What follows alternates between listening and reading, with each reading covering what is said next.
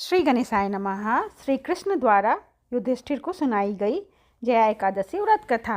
देवराज इंद्र स्वर्ग में राज करते थे और अन्य सब देवतागण सुखपूर्वक स्वर्ग में रहते थे। एक समय इंद्र अपनी इच्छानुसार नंदन वन में अप्सराओं के साथ विहार कर रहे थे और गंधर्व गान कर रहे थे। उन गंधर्वों में प्रसिद्ध पुष्पदंत तथा उसकी कन्या पुष्पवती और चित्रसेन तथा उसकी स्त्री मालिनी भी उपस्थित थे। साथ ही मालिनी का पुत्र पुष्पवान और उसका पुत्र माल्यवान भी उपस्थित थे। पुष्पवती गंधर्व कन्या माल्यवान को देखकर उस पर मोहित हो गए और माल्यवान पर काम बाण चलाने लगी। उसके अपने रूप, लावण्य और हाव भाव से माल्यवान को वश में कर लिया। हे राजन, वह पुष्पवती अत्यंत सुंदर थी। अब वे इंद्र को प्रसन्न करने के लिए गान करने लगे, परंतु परस्पर मोहित हो जाने के कारण उनका चित्त भ्रमित हो गया था। इनके ठीक प्रकार न गाने तथा स्वर ताल ठीक नहीं होने से इंद्र उनके प्रेम को समझ गया और उन्होंने इसमें अपना अपमान समझकर उनको श्राप दे दिया। इंद्र ने कहा, हे मूर्खो, तुमने मेरी आज्ञा का उल्लंघन किया है, इसलिए तुम्हारा धिक्कार है। अब तुम दोनों स्त्री पुरुष के रूप में मृत्युलोक में जाकर पिशाच रूप धारण करो और अपने कर्म का फल भोगो। इंद्र का ऐसा श्राप सुनकर वे अत्यंत दुखी हुए और हिमालय पर्वत पर दुखपूर्वक अपना जीवन व्यतीत करने लगे।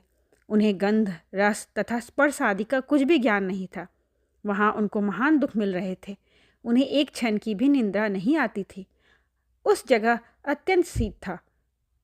इसमें उनके रोंगटे खड़े रहते और मारे शीत के दांत बजते रहते। एक दिन पिशाच ने अपनी स्त्री से कहा कि पिछले जन्म में हमने ऐसा कौन सा पाप किया है जिससे हमको यह दुखदायी पिशाच योनि प्राप्त हुई है। इस पिशाच योनि से तो नरक के दुख सहना ही उत्तम है। अतः हमें अब किसी प्रकार का पाप करना नहीं चाहिए।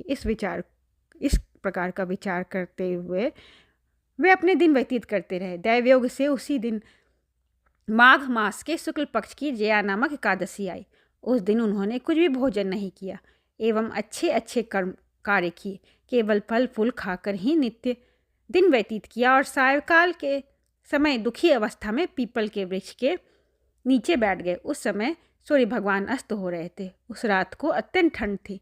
इस कारण वे दोनों शीत के मारे अति दुखित होकर मृतक के समान आपस में चिपटे हुए पड़े रहे। उस रात्रि को उनको निंद्रा भी नहीं आई। जया एकादशी के उपवास और रात्रि में जागरण से दूसरे दिन प्रभात होते ही उनको पिशाच योनि से छुटकारा मिल गया।